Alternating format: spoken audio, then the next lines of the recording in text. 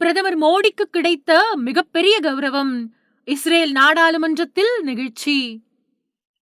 பிரதமர் நரேந்திர மோடி இஸ்ரேலுக்கு பயணம் மேற்கொண்டிருந்தாரு. அவரு அந்த நாட்டு நாடாளுமன்றத்துல பேசியிருந்தாரு. அதுக்கு பின்னாடி அவருக்கு அந்த நாட்டோட உயரிய விருதான க்னைசெட் அப்படிங்கிற அங்கீகாரம் வழங்கப்பட்டுச்சு. ஈரானுக்கும் இஸ்ரேலுக்கும் இடையில பதற்றம் அதிகரிச்சு வரக்கூடிய நிலையில மோடி இஸ்ரேலுக்கு போயிருக்காரு.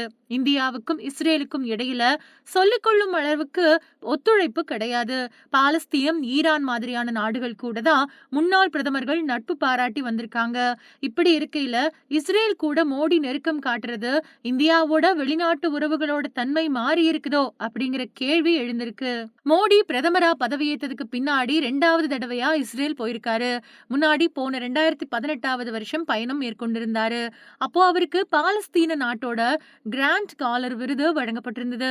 வெளிநாட்டு தலைவர்களுக்கு பாலஸ்தீனம் வழங்கக்கூடிய ரொம்பவே உயரிய விருது இது.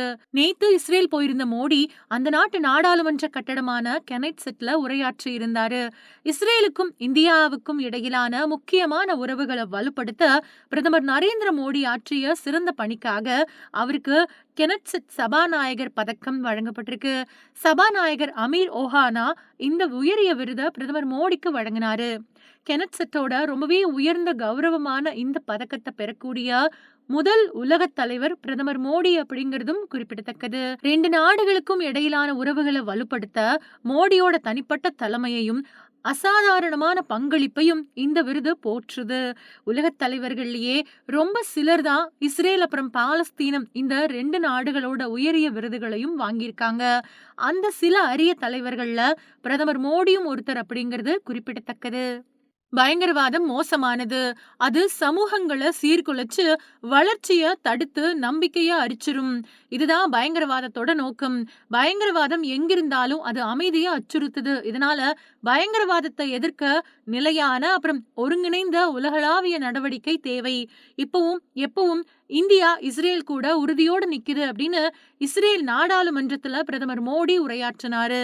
பிரதமர் மோடி 2 நாள் சுற்றுப்பயணமா இஸ்ரேல் புறப்பட்டு போனாரு. இஸ்ரேல் பிரதமர் பெஞ்சமின் நெதன்யாகு அப்புறம் அவரோட மனைவி சாரா நெதன்யாகு பிரதமர் மோடிய வரவேற்றாங்க.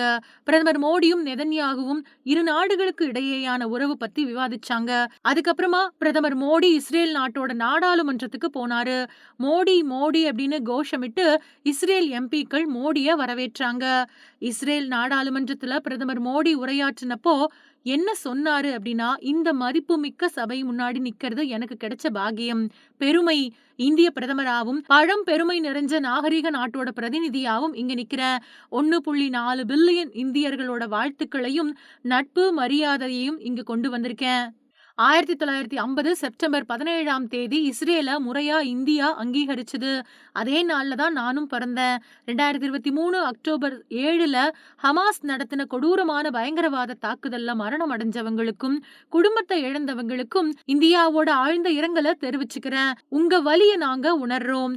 உங்க துயரத்துல நாங்க பங்கெடுத்துக்கிறோம். இப்பவும் எப்பவும் இந்தியா இஸ்ரேல் கூட உறுதியோட நிக்குது அப்படின்னு பேசினாரு.